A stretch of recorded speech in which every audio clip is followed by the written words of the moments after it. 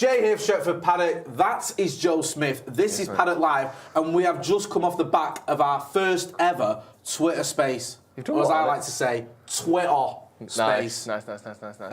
Where we had quite a lot of people getting involved. Yeah. Well, a lot of people joining us. We apologise if you did join us and you didn't get a chance to speak, because we just did a 20-minute one, first ever one. We are going to be doing more and more Twitter spaces, having a chat and getting everyone involved in discussions. We did one, and we were talking about Harry Maguire. So we'll get into that in a minute, because as this story come out with alleged comments, shall we say, from his camp, or his mates, or his agent, entourage. His entourage, yes, good stuff. About how he's unhappy with Posse. his lot in life. So we'll get into that. We'll also get into a couple of transfer stories as well, and we'll have a little bit of a last man standing with Adam McCullough. So make sure you are hitting that like button, and if you're not doing already, subscribe to the channel. Now, we may as well get straight into it, because, you know, we were talking about Twitter Spaces before.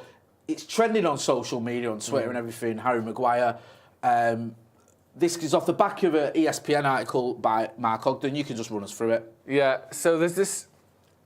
Mark Ogden, like you said, has come out with this article it's interesting that it's got some quotes, like these are, I think in the article, he is quoting this person. It's not like, you know, there's a feeling that. So it's got some quotes like this, which, like I said, is a quote from someone close to Maguire. But then other parts of the article, it suggests a feeling that they have rather than a particular quote. So here's the first quote, and I'll get to what that means in a second. So he says, someone close to Harry Maguire has said to Mark Ogden that Harry needs pace around him, but he hasn't had that.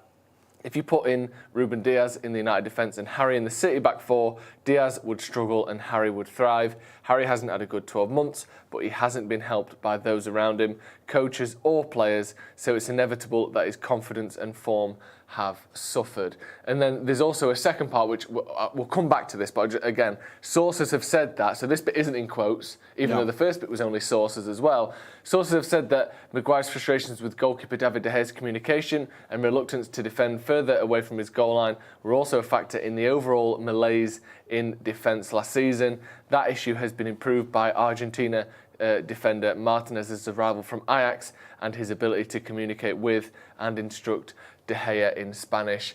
Let's go back to that first quote, and just because I wanted to get through all of it before we sort of started dissecting it. Fundamentally, what is being said here, we'll get to in a minute, because I think we can unpick this from a sort of footballing tactical perspective in a second. Is what's being said true?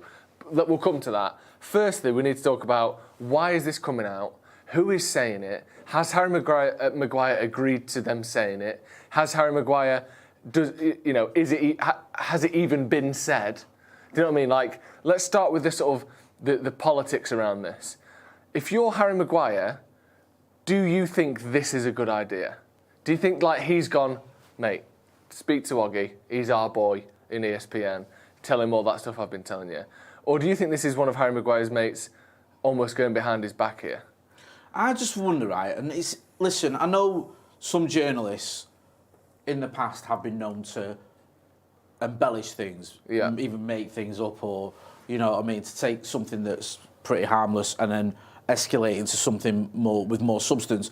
I just wonder, from Mark Ogden's point of view here, when someone has spoke to him, Mark Ogden must know that person has some connection to Harry Maguire.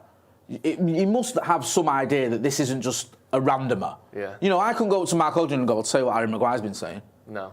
He's been saying, and Mark Ogden goes, all right, I'm going to print that in the ESPN. Because I think Mark Ogden's been around long enough to not do that. Yeah, I do hope so. Yeah, it would be a massive gamble for him to just go, who are you? I've never heard of you, but what? Oh, you know Harry Maguire and he's told you this. Sack it, I'm going to run with that. Yeah. Because he knows this is going to blow up. It's going to be a massive story. And he knows if Harry Maguire's thinking, where's this come from? It's come from someone who's got nothing to do with me. Then he's going to throw him under a bus. Yeah. So you would expect, and again, this is, conjecture, you expect that Ogden has got this from someone he knows Maguire. And also, the fact that it's in quotes, I do think is important, because the second half, the De Gea stuff, is more of a sort of, not off the record, because obviously he's printed it, but more of a kind of a conversational, I've learned this in this conversation. This is, he's got a dictaphone or something, or a text message or something to get this quote like this. This isn't just a passing comment, oh, you stick this in your paper, De Gea's shit. This is, I've done an interview or I've had a chat with a person for this to be in quote marks, this has to be what they've said. You've got to remember as well, a lot of these journalists, you know, they will criticise players, they will run negative stories on players, but ultimately they don't want to, a lot of them who've been around for a while, they can't afford to just make stuff up about players and still get ahead in their career. No. It's going to be very problematic if you go make something up about Harry Maguire and Harry Maguire tells his teammates and his England teammates and everyone, that's low nonsense, he's made that up. Yeah. And then players think, can't trust him, he's no good. It makes your life very difficult as a journalist. That's why I think there must be something in this. Do you know what I mean? To me, it feels like there's something in this rather than Mark Ogden just going in off the deep end and making it all up. So assuming that there is something in this, assuming that. I mean, right, can we just start here? Yeah, sorry. So Scarlett Davio's gone. Can we stop believing Mark Ogden? Honestly, Sir Alex banned him. FFS. Right. Just on that. Okay, you don't want to believe him. That's fine. I don't know the guy. I'm not going to, met him a few times. I don't know him. He's not a mate or anything, so I'm not going to say it's 100%. If this was someone else like Mitten or Whitwell or Ducker or someone that know relatively well, I'd be like, hang on a minute, you know what I mean? I trust these guys.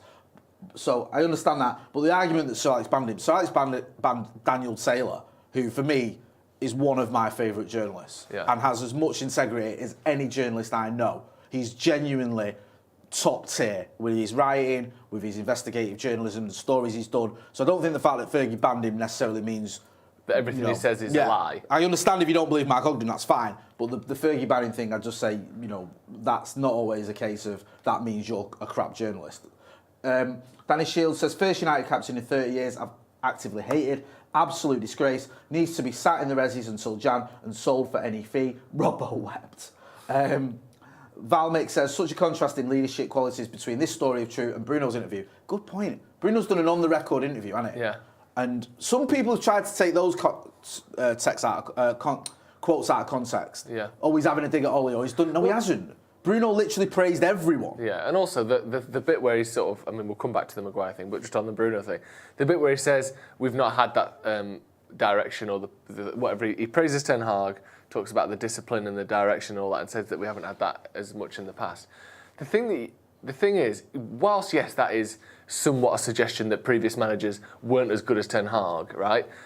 Firstly, you can't come out and say, I like Ten Hag, but Ollie was better. No. You can't say that because you're out of the team. And you also can't pretend that we weren't absolutely diabolical last season. Yeah. So if he comes out and goes, you know what, Ten Hag's great, but Rangnick was just as good, when we fucking lost every week. You can't win. You can't have it both ways. Gone negative. Like Adam Crafton of The Athletic did a very good job with the interview. Great sort of piece as well. It's on YouTube as well. You've got to check it out there. I'll check it out on The Athletic. He's at pains to say, like, he praised Ollie. Yeah. He praised that. There was almost like he was just levels of praise. So some people got praised more than others, but it wasn't a negative interview in any way. And I thought Bruno showed a lot of great qualities in that. So, yeah, I understand that. Abhinav Verma says, Rio said Maguire's agent called him last season to stop talking negatively about him. So this behaviour holds up. He would do this, quote. So then there's some sort of people saying there's fire to this smoke. He's got form of it. Rio's come out and said that, he's had contact from Harry Maguire's agent, stop talking negatively about my client. We know that the hands in the ears thing when he was getting stick. What made me laugh about that was not the fact that he did that when he scored a goal against, was it? I can't remember. Who was it? Maguire? Andorra, was it? Was it Andorra or someone? Anyone over there? Someone in the not in the top 10 of it wasn't, he didn't score in the World Cup final against Germany or whatever. It was like a goal against Minnows. He did that. Now, if he'd have done that and he got asked to buy and he said, I'm sick of the grief I'm getting. I've had enough. Stick my fingers in my ears to say, you haters, give it a rest. Yeah. I ain't listening to you. I'd have respected that. Yeah. But he didn't. He came out and said, it was just a knee slide celebration. Yeah. It's obvious it wasn't. It was obvious a message.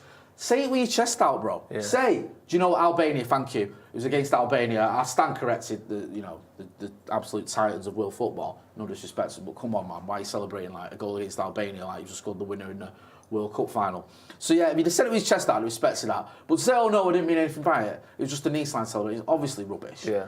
This whole thing just adds to a bit of drama with Harry Maguire he doesn't need right now. I know, that's the thing I don't get. You've been very... I'll just be quick and then get back to you. You've been very vocal. On the channel, I think with, different shades. Some of us have been a bit critical of him, others have been defensive of him. I've kind of stuck up for Harry Maguire a bit myself. I don't like the idea of him going after him. I don't like the idea of rewriting history that he's always been terrible for United. He hasn't. We finished second and third with him in the team for a reason. But you've been very vocal in your defence of Harry Maguire since he arrived, even when he was going through that bad spell post-Mykonos.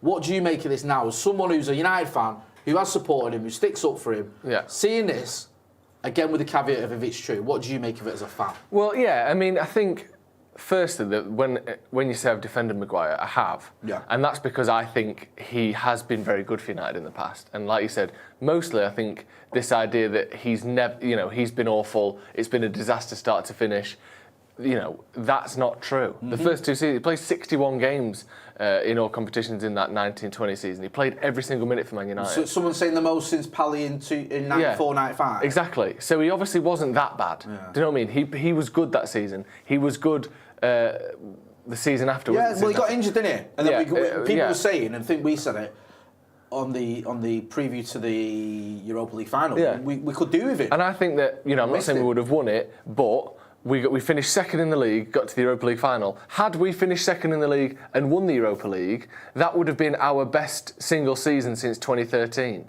Do you know what I mean? So I know we didn't, and I know he didn't play in that game, but this was a team that was seemingly moving in the right direction with him at the heart of it. Yeah. So I think last season he was shocking, and I've never denied that. No. But to say that he's been awful the whole time he's been at Man United just isn't true as far as I can see. I agree. And I think that a lot of the criticism came from the fact that, honestly, I know this is going to sound stupid, but because he's a big, lumbering, ugly knob, do you know what I mean? He's not someone that is he couldn't be less cool, could he? Do you know what I mean? He couldn't be less cool. He's not someone that you get any credit in the playground or at work or with your mates for going, actually, Harry Maguire's underrated, because he ain't got a good. He can't curl a ball. He doesn't dribble. He's a bit of a blocky sort of battleship type defender. Goals. He's not a sexy defender in any way. Someone like Martinez, who is, I think, a better player. I'm not going to say he isn't. Is immediately more likeable because he's great on the ball. He's screaming in people's faces. He's high-fiving David De Gea.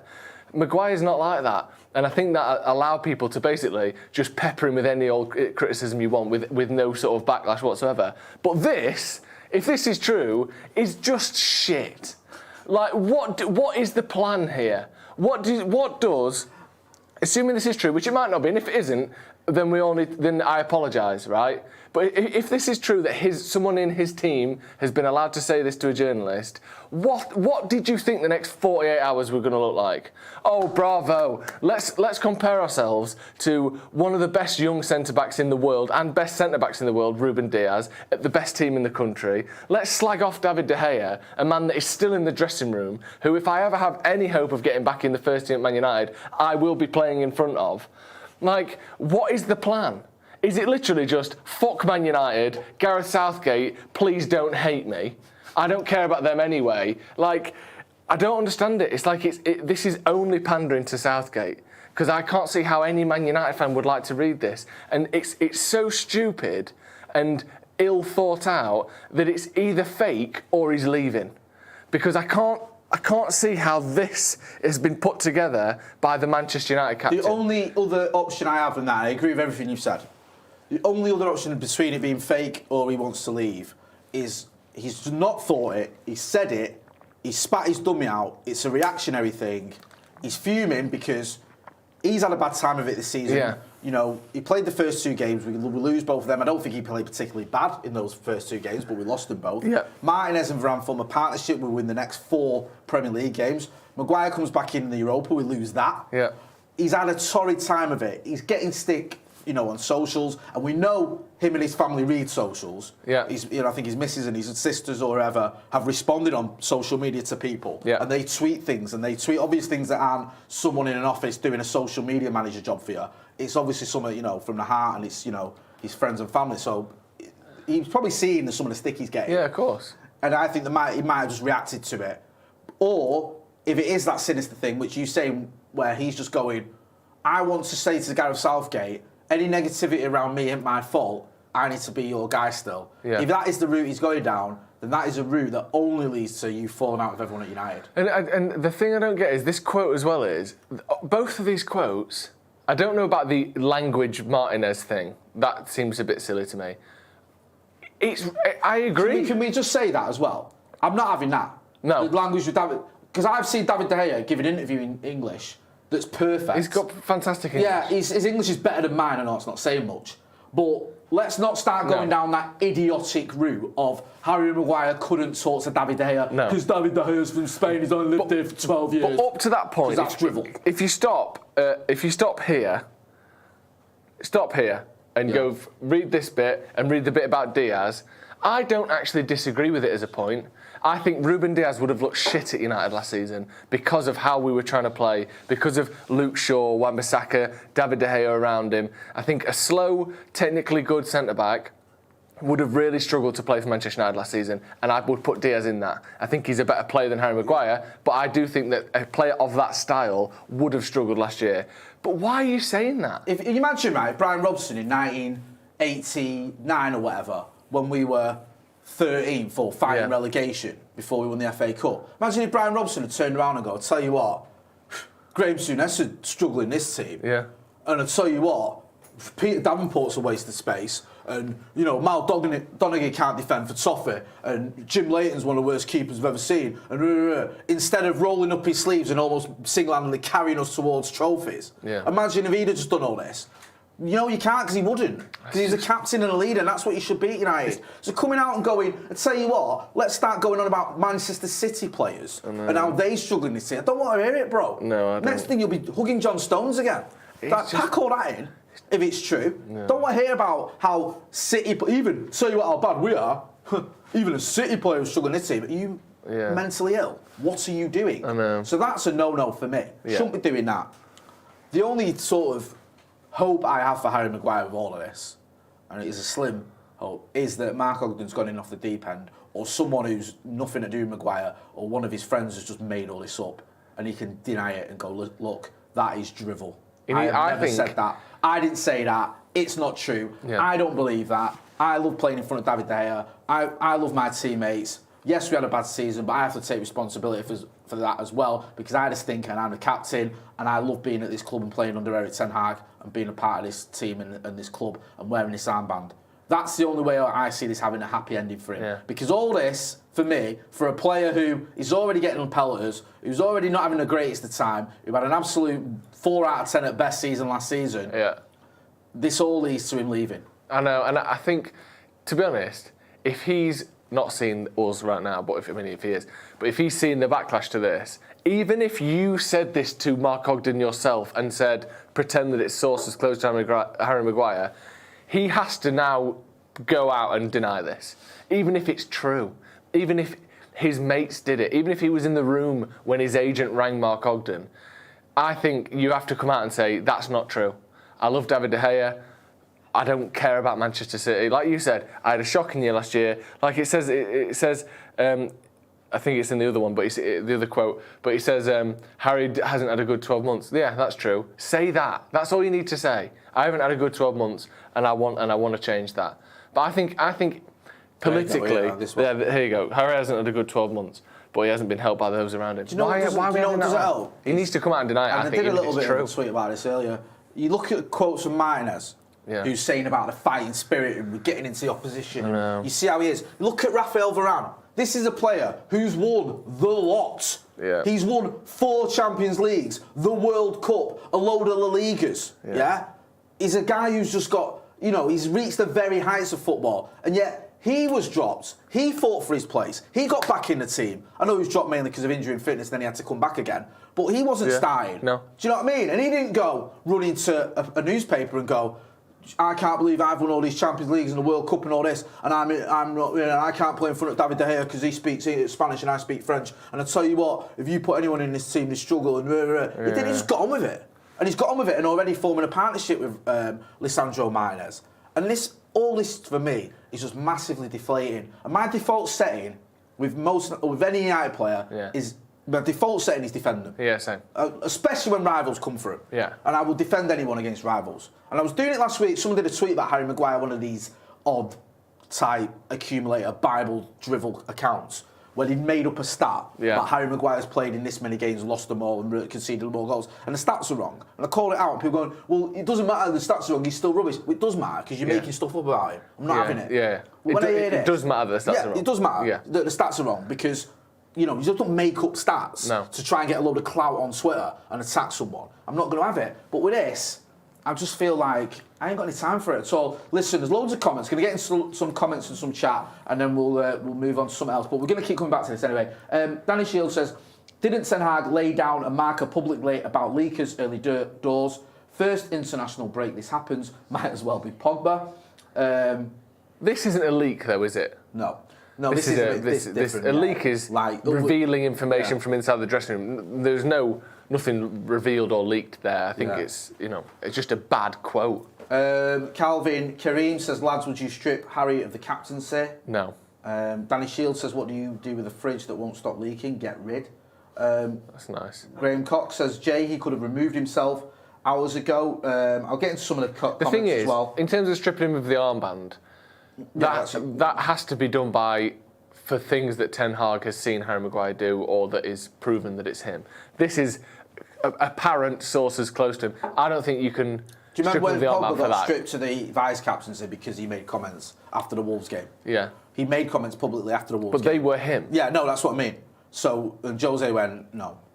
And obviously, Molloy says, does Varane not speak Spanish? Yeah, he does. I was making a point of it's but a also, nonsense. De Gea speaks English. Yeah, it's a nonsense to try and claim there's a language barrier. Sorry, I'm just going to try. I'm just trying to get ones that aren't. Don't have too much swearing. Yeah, because a lot of them. John Whitehead says, realistically, would we sell Harry in January? No. You wouldn't. I wouldn't. Well, would we? We've only got 4 centre backs, of any experience. We've got Phil Jones isn't in the Premier League squad. Mm-hmm. Axel Tuanzebe and Mengi, I think, or Mengi doesn't have to be because he's an academy player, so he can bring him whenever. Axel Tuanzebe's there, who, has been sort of in the wilderness for a couple of years now, and you couldn't necessarily rely, as talented as he was. Put a poll up on the comments about Maguire. Yeah. Should we get rid in January? I'm not saying we should. Let's ask the question. But you all right to do that? We've got Martinez, Varane, Maguire, Lindelof. Yeah. That's our 4 recognised with any real experience centre backs. I think you need 4 minimum. Martinez. Varane, was injured for almost a third of last season. Yeah. So already one of Lindelof or Maguire is going to be playing a fair chunk of games. Martinez needs a rest sometimes. I think 4 is the minimum you need. And obviously Axel can come in and Ted and Mengi can come in, but you wouldn't want to have to rely on them, would you? Because, let's say they needed to play 15 games in a row with injury problems or 10 games in a row, you're severely dropping the experience level, if nothing else there, aren't you? And Axel's not exactly had a great injury record himself. No, you're right. This to me feels like it's a little bit. There's a poll going up on the comments. Should we sell Maguire in January? If you don't think we should, say that. Do you think we should? Should we sell him in Jan? Yeah. I'll say this. No. Yeah. I'll say if these were on-camera comments he'd made himself, I'd say yeah. If this was Dean Henderson style or Eric Bailly style of having a dig and it's from you, I'd say yes. But there's a little bit of plausible deniability here where you can go, something's been misconstrued or I didn't quite say that or that guy doesn't represent me or whatever. I feel he's sailing close to the window because right now we've got a pretty happy camp. Yeah? I'm loving this team again. You look at Jadon Sancho waving shin pads that someone's giving him about. You look at Martinez and Delo hugging and high-fiving each other. You look at Tyrone Malacia's smile. You look at everything. Marcus banging in the goals again. Scott McTominay back to his best. Scott McTominay, McSauce is back. Best ever, yeah. Do you know what I mean? Yeah. Let's have it right. We've got Anthony scoring on his debut. There's a feel-good factor here. I know. Do you know what I mean? We're loving it. Ericsson, who's becoming, I'm trying to contain myself because I'm about to say he's like one of the best midfielders I've ever seen. Yeah. He's that good. Yeah. All right, slightly tongue in cheek, but he's amazing. Now, everything feels great when you're watching his team, you feel connected to it. And then when you see your captain coming out with this, supposedly, it undermines all that. And not in a way that you can sort of stomach because he's so good. And it felt You'll like... put with him. With Ronnie, there's been a thing where you might go, last season or whatever, you might have gone, yeah, it's Ronaldo, innit? It's one of the greatest players of all time. Won us the Champions League. It's Cristiano Ronaldo. He's entitled to say that. He's won 5 Ballon d'Ors. He can do this sort of thing. Look at him. He scored 18 Premier League goals in 24 in all competitions where his teammates were scoring 5 between 3 of them. You get that. But when it's a player who's warming the bench and it costs you 80 million quid. And also, even then, I've criticised Ronaldo for how he's gone about what he's done. No, I have. Yeah, it just seems. I'll get into. Thick. Sorry. It just seems so stupid. Like you said, there was a point where it was almost like Pogba did this for a bit, where like every time something felt good, we're just about to play Leipzig. Big game, must-win game. But it's a must-win game when we've beaten PSG away, we've beaten RB Leipzig 5-0 at home. Like it was a Champions League group stage where, yes, it was a must-win game, but there had been some impressive moments in that season. And then you've got Raiola coming out and saying now Paul Pogba's time at Manchester United is over. And it's like, it felt like for a long time where it was always the negative, whether it be injuries, which again aren't his fault, but again, or comments or quotes or behind the scenes or this or that. Pogba was the one where it's like, oh God, why does that have to come out now? Like, okay, go on, give him another chance. And it seems like the minute it's Maguire where it's like, everything's going well, and then you go, oh, why has that happened? Like, read the room. United fans don't want a sob story about why you didn't play very well last season. We want you to say, I was shit, it was my fault, watch me do everything I can to get back in this team. That's all we want to hear. I'm not starting at the moment, I hate that I'm not starting, I want to do everything I can to get back in the team. That's it, say that and nothing more. And we don't want to hear anything else from you, your team, your agent, your brother, your girlfriend, nothing. So the fact that this has come out, it's like you said, it's just deflating is the word. Deflating. Especially when it's your captain who is meant to be at the top of the mountain in terms of an impenetrable like sort of symbol of what the club is.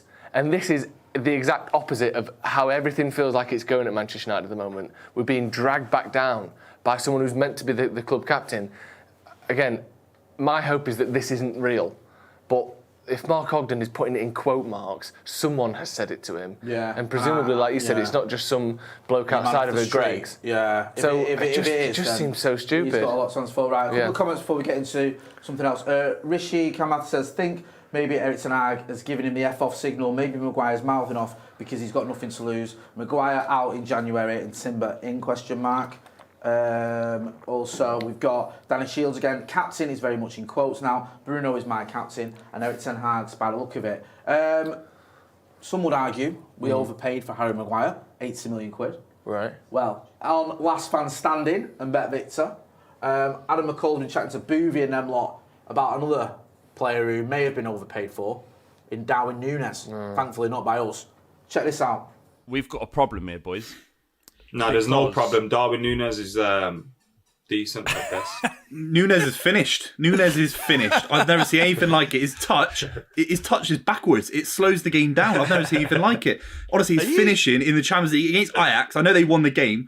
I've never seen anything like it. This guy is a Uruguayan Andy Carroll. I'm not just throwing out quips at this point. He is shocking. He's shocking. His touch is abysmal. Honestly, I'm not fit. I'm not a fit footballer. I can't run up and down.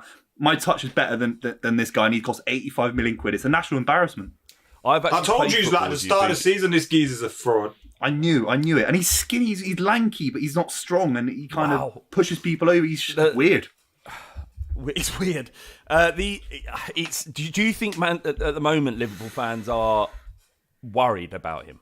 They might not say it, but do you think that given the money they've spent, do you think any of them are a little bit concerned about him? Well, they love Klopp so much, don't they? That Jurgen Klopp could sign my nan, and ultimately they'd love him, love her even. Do you know what I mean? It's one of them. Klopp can do no wrong, but there will come a point where 85 million quid for this guy will look shocking business. It really will.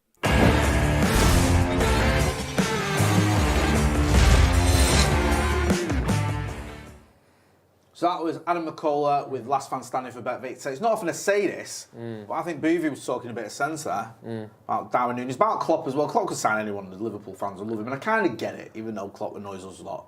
I understand why the Liverpool fans like him. Núñez having getting a bit of stick because of his performances and his touch and not scoring and getting the red card and all that other sort of stuff. I mean, you're looking at Liverpool and they're not looking great, aren't they? They look crap. Yeah, I mean, they look really good at Old Trafford. We were just amazing. That's why we battered them. Well, they were at their best when we beat them. It is weird with Liverpool, innit? They do this where, like, City did it for a while, sort of, when they first got the money, where they were kind of like, one good year, one bad year, one good year, one bad year, one good year, one bad year. And then now, since Pep came in and they've had sort of a decade or so of consistency, Pep can now keep them at that level because of the money and the, is whatever. Liverpool do this thing where it's like, We got 100 points, then we get 70 points, then we get 90 points, and then this season it looks like, they're struggling again. But two things I want to say about Darwin Núñez. First of all, he's been shit. He's been exactly the player that you worried he would be when United were linked with him. We've stood here and spoke about the 80 million quid or 100 million euro, whatever price tag on Darwin Núñez, and said his touch looks bad, he looks like the sort of striker that isn't particularly in fashion anymore. He's a decent finisher, but not a world-class finisher. He's not particularly fast. He's all right in the air, but not a star. He's not particularly, all the things, and he's looked just like that. He's been crap. The other thing, though, is we're 7 games into the season, 6 Premier League games into the season. You can't say anyone's a failure or a success after 7 games. Romelu Lukaku looked like one of the best strikers United could ever have bought 10 games in. He had 9 goals. Exactly, and I will even go as far as to say, I said this the other day, we can't say for certain that Lisandro Martinez has been a success, because whilst he's been brilliant, I'll say he's been brilliant, he has, 7 games isn't enough to judge. You can't even say that Haaland has been a success, because yes, he's got fucking 60 goals in those 14 games, or in those 8 games. 8 games is nothing. Let's see how he is at the end of this season, at the end of next season. And I would say the same about Núñez, he's been crap, and I'm happy to say that, and I actually am happy to say that.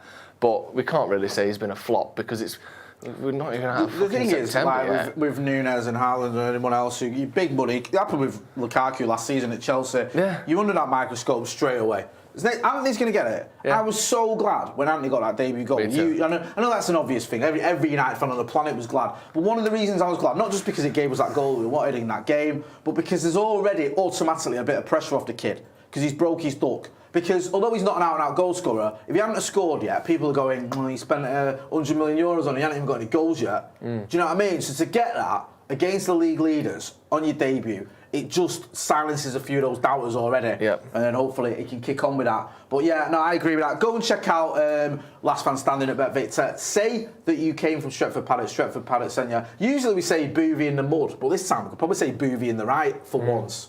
It's not often we say that.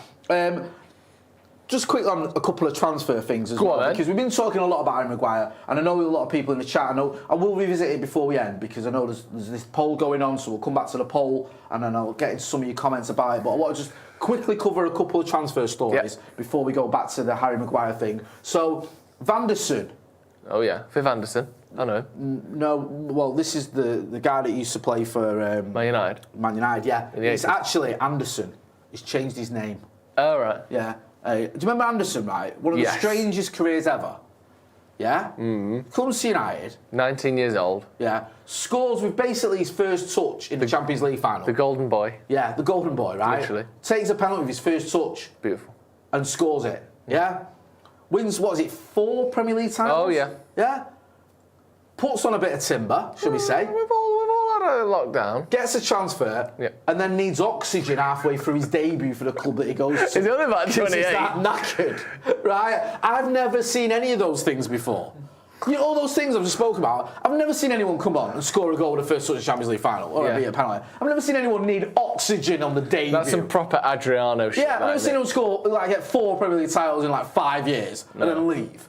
It's just what is going on with his career? How is this real? It's crazy. Anyway, this isn't Vanderson. Oh, it's not Viv Anderson. It's Vanderson. Manchester United have made their move for 52 million rated Monaco defender Vanderson. Have made their move. That's doing a lot of heavy lifting.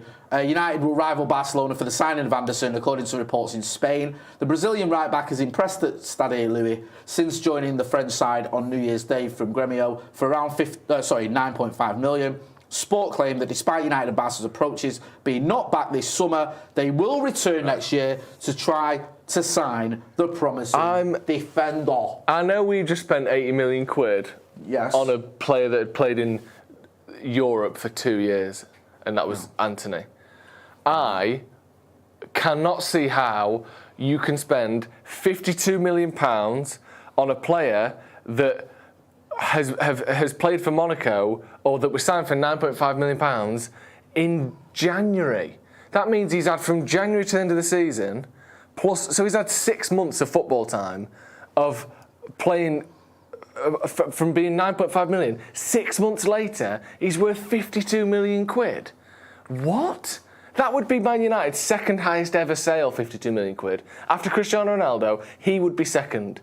And it's someone no one has ever heard of who was playing for Gremio 6 football months ago, and we're now meant to be paying 52 million quid for him.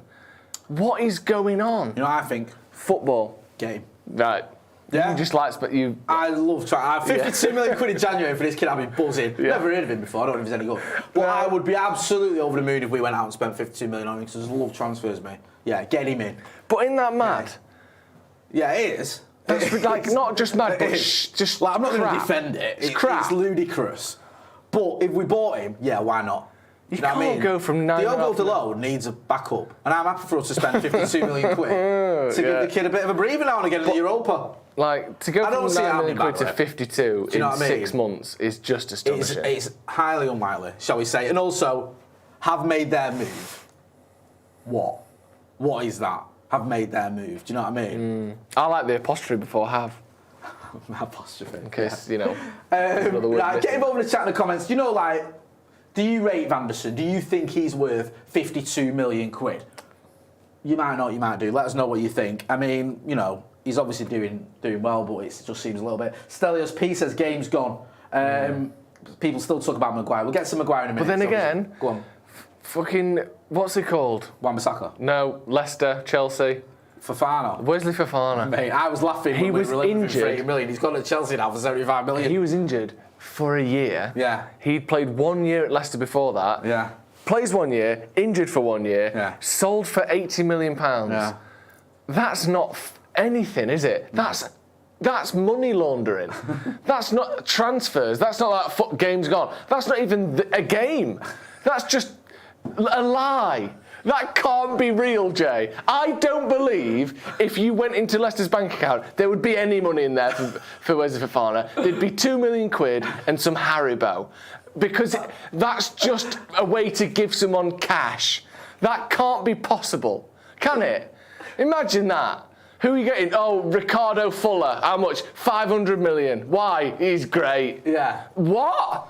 Yeah, it is. What is going on is crackers. It isn't a thing. Wesley Fofana can't have been sold for that. What I love about that as well He broke his leg. Leicester are doing all this and just sort of going, yeah, we'll probably get relegated in that. Yeah, sell everyone. What I love as well about Leicester is you can have the 2 most expensively sold centre-backs in the world sold in years 1 and 3. Yeah. Like 3 years ago, we sold Harry Maguire. 3 years later, you sell them, and there you go, no money. What? You haven't bought anyone? Nah, no money. Chris Evans and that. Well, Chris Evans, Johnny Evans, whatever. You don't even know your own players' names? No money. What are you spending it on? Leicester's story doesn't make any sense. It makes no sense. They've won the Premier League. They've won the Premier League. They've won the FA Cup 2 years ago. Who have they signed for any money? Leicester. Who was it? That striker that they've got, that they don't even play, is the only person they've spent any money on, and yet they've got no money. I can't get it. Keep selling players worth 20 million for 80 million, and you've still got no cash. Anyway. Yeah, Brendan Rodgers, I apologise. He's doing the Lord's work. Before we get back to the Maguire stuff, we've got another transfer rumours because we love transfer rumours. Ramos, no, it's not Sergio, it's Goncalo Ramos. This is the kid from Benfica. How much is he going to be? I think how many 25 million millions? Yeah, 25. I had this news the other day. It says Ramos was the subject of transfer interest from Newcastle United. Oh, here we go. He stinks at Newcastle, doesn't he? Yeah. Over the summer and scored in a 3-2 friendly win over the Magpies in July. A potential. I love the fact they don't want to use Newcastle United twice in a sentence. Yeah. So over is like the Northeast outfit, or over the Magpies, or over Eddie Howe's team, or whatever. Yeah. Just let's not have Newcastle United twice in the sentence. Good stuff. A potential £25 million move was touted, but Newcastle made a move for Alexander Isak. Instead, there should be 2 A's in Isak. Can we remember that, please? It's almost like one of you doesn't support Newcastle. Instead, sources have reported that Man United are now interested in the young forward this January and will be looking to offer in the region of £25 million for his services. Right. I want him. Do you? Yeah. I think he was, and I'm basing this on nothing. Go on. I think he was the reason Núñez scored all those goals. Yeah? He was the... Go on. Do the joke that teachers do. Go on. Yeah. I was testing you. You did it right, see? I've seen if he was paying attention. He was for once. Like he's a Sergei Rebrov to Shevchenko. Yeah? Right or wrong? Right. I think. Yeah. I think if you get Isaac, you can't get him. I think if you get this kid Ramos, him, he'll outscore Nunes. He'll come in January and have more Premier League goals by the end of the season than Nunes. What do you reckon? I think he's probably the best player I've ever seen. And I think the fact that we're only talking about 25 million quid when I think he's worth easily what was Neymar? 200 million? Yeah. Double it. Yeah? Yeah, because if the Magpies wanted him in July, I want him now. This is it. This is the one. Like, so Benfica forward Goncalo Ramos. Yeah. Ramos, as they say in the United States, is the best player ever. Let's get him in now. It's been claimed that Ramos has £100 million release clause. Pay it. And then go, and here's 20 million for fucking you about. Do you know what I mean? Buy yourself something nice. Because football isn't a sport. Football isn't anything that makes any sense. It is a way for billionaires to launder money. Yeah. So whatever he's worth, times it by minimum 5. Yeah. Ideally 10. Let's not forget, right? You know what I mean? Give him 250 million. You made a joke, right? What's the point? It's all fake. Me and you stood. Look at this, the next one. Brian Brobbey. Figures reported of being 70 million quid. Hang on a minute. Whoa, what? Whoa. Right, let's get on to that. A minute. Why does it say Mr. Brobbey? Because that's his name. Why? Is that a joke of Mr. Blobber? Are you 12 over there? Is that them two giggling to themselves? Chuckling little dorks in the background. Brobbey. Oh, here's a nice 90s reference. Yeah, elbowing each other. Nice joke there, sire. Mr. Brobbey. Hey, you remember that in 1994? You've done him there, my liege. Hey? Jesus. Fucking hell, them two chuckling little chests. Why are you laughing? The producers are absolutely in hysterics here because they put on the title Mr. Brobbey for the Brobbey story. Excellent joke, my lord. Oh, no, you made that joke. You've got it. The other one there. You can see him pointing to. No, that was you. No, it was all you. No, you did Sorry, it. just to read this. So there's a report that Ten Hag has requested 3 signings. I've got nowhere. Go on. What's up, babes? 100 million quid. Yes! Right, and you know what? In the £100 million club, let's just move on. Jude Bellingham. Right? The price has been set for Jude Bellingham. Have we gone through Brobbey already? Mr. Brobbey's done. Everything. Just the Stretford end. You can have it. Right, Brobbey 100 million in January. Get him in. Get him. Jude Bellingham, 150 million quid.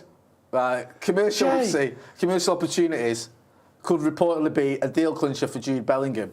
According to The Athletic, the player's family have submitted an application to have Jude Bellingham trademarked. United have been linked with a move for the England international, and the commercial element of any potential deal could give the Reds an advantage over Bellingham's other suitors. The 19-year-old reportedly wants to join a club that can offer him an exciting football project. Right. Get him. Can I just say... 150 mil, get him. The family of Jude Bellingham that have put forward a application to trademark the words Jude Bellingham. Yeah. Stop doing that immediately. Why? Because you look like twat. This man, and he's only just a man, let's not forget, 2 years ago, he was a child. Yeah. This man is going to make tens, if not hundreds of millions of pounds throughout his career. He's already made tens of millions, most likely. You don't need the money you will get from having the words Jude Bellingham trademarked. There are no other people called Jude Bellingham. Right. There is no chance of this. Nike aren't just going to release a new company that happens to be called Jude Bellingham by accident. Can I ask you a question? What if someone from Eccles... Is this you, Jay? No. Right. Bought JudeBellingham.com and JudeBellingham.co.uk and JudeBellingham.org and was willing to sell them that for a reasonable price? What's the reasonable? 30 quid. 150 million. Honestly, no, listen, why are people obsessed with doing things that makes them look like a dickhead? What are you doing? I know I've got long hair and that can make me look like a dickhead, right? But in the grand scheme of things, registering your own name as a trademark is just crap. Don't do it. It's not like if... Would you do it? Yeah. Would you? No, Joe Smith, good luck. Joseph Smith, the founder of the Mormon Church, shares my name. But the thing is, even if he had a injury and a career-ending injury, and you thought, you know what, he's going to struggle to reach the financial potential that he had. Yeah. Copyright away, but this is literally one of the most promising young talents in world football. McCullough's in the chat. I can't get it. Why do people do this? I don't mind it, mate. But it's TM at the end of your name. Jude Bellingham, trademarked. Do you know what I mean? Embarrassing. Adds to a bit of it. Do you reckon he's going to have the TM on the back of his shirt? I hope so. That'd be sick, that. Listen, if it gets us in, I'm not bothered. How is that going to get us in? I just want transfers, man. Right. So if the one thing we've got an advantage over our rivals isn't the fact we've got the best team or, do you know what I mean, we win things, it's commercial opportunities. It's we've got more followers on Insta and all that nonsense, then get him in. Do you know what I mean? It does seem ludicrous, but this is the way the game's going, isn't it? And also, his family have been pretty hands-on, haven't they? They've looked after his career. Apparently, from what we see in the Athletic as well, when he came to United, I mean, we pulled out all the stops to try and get him. We had Eric, we had Fergie, Brian Robson, I think, met his family as well. Showed him around Carrington, talked about it, you know, how we saw his career progressing. And it was a sort of apparently according to the Athletic, he wanted to go Dortmund though for footballing reasons, like he'd get more game time and all that sort of stuff. When you say footballing reasons, were those footballing reasons a proven through line to financial explosions? Was that the footballing reason, do you think? Or could you, because you're not going to win any trophies, you might win a German Cup if you're lucky. Yeah. You're not going to win the Champions League. Right. You're not going to win the German League. But you are following a history of players like Mario Götze, like Haaland, like Kagawa, like Mkhitaryan, where you play for Dortmund and get a massive move at the end of it. Yeah. So was it footballing reasons really, or was it financial reasons? To be fair though, like we praised Sancho when he left City and went to Dortmund. Yeah. Took a punt, went over to Germany, knew he'd play regular football, knew he'd be able to test himself week in, week out, knew he'd play in the Champions League and all that sort of stuff, rather than warming the bench for City and picking up a Premier League medal. So I feel like I can look at it the same way and go, okay, this kid, I know I'm not saying all those things in terms of winning the Premier League would happen at United, but he goes to Dortmund, he gets in the team almost straight away. At United, he's still 16 when we went for him. Would he have been sat on the bench? Would he have been loaned out? Do you know what I mean? You know what, Jay, you're right. So I do feel a bit... No, I agree. No. You know what? I'll stand there and say I was wrong before. I think. All right, that's the way I look at it. Anyway, and I'm still twerking for him. I'm still hoping he'll come. So I want him to come as well. And I love the idea of trademarking your name. I think it's an excellent idea. Should we go back to our poll? It's close. The question was, I can't even read it. What was it? Should we sell or will we sell? Yeah. Should we sell Harry Maguire in January? 10% say no. And 94% say yes. Jay? What? Oh, sorry, 90% say yes. Sorry. So, in total, you know... It's an hard one, that. It's a classic 104% poll. Yes. Hey, here's a point. Do you know there's 153% pork in a pepperoni? Is it a point or a question? It's a point and a question. All right. Yeah, of course I do. Did you? Why are you coming out on here acting like I don't know how much pork's in a pepperami? What do I do every day? Pepperami. No, I read up about pepperami, so don't be coming in here pointing fingers at me going, oh, 153 pounds in a pepperami. That's true, though. Yeah? Do you know on an ingredients it'll say like what percentage is made up of that thing? Yeah. Look on a pepperami, it says pork 143%. Do you know how? Go on. Because like, let's say a pepperami is 100 grams. Yeah. Nice little, lovely pepperami. You love it, don't you? Go on, have a bite. Don't sniff it, have a bite. Have a bite of the pepperami. I don't do peer pressure, bro. Right, okay, well, I'll have it later anyway. So, you got pepperoni 100 grams. Yeah. Because it's dehydrated slightly, because it's quite dense and hard. Yeah. That started off as 150 grams of pork. Right. So now, you've got 150 grams worth of pork in a vessel that is only 100 grams in its entirety. Yeah. Therefore, this pepperami of 100 grams is actually got 153% pork. Do you know what I was going to say, right? I was going to say, hit the like button, but no one is watching. All the viewers have dropped off. We have now got 0 viewers. So there's no point in talking anymore. Because you've just got rid of them all with your pepperami story. Let me hit the like button then. I've liked it, because... Sorry, everyone. I'll tell you, if you missed that pepperami story, I'll tell it again. It is getting cleared up. Here it is. Imagine and it will be on pepperoni Twitter in the morning. Don't panic. True. No, that's a really good point. That I'm glad you mentioned it. Manvero says beautiful metaphor, Joe. Akash says either high or drunk. LMAO. The scary thing is he isn't. He's stone cold sober. Have I gone too far, Jay? What? Have I gone too far? I don't think you've gone far enough. It's because I've had a lot of sodium.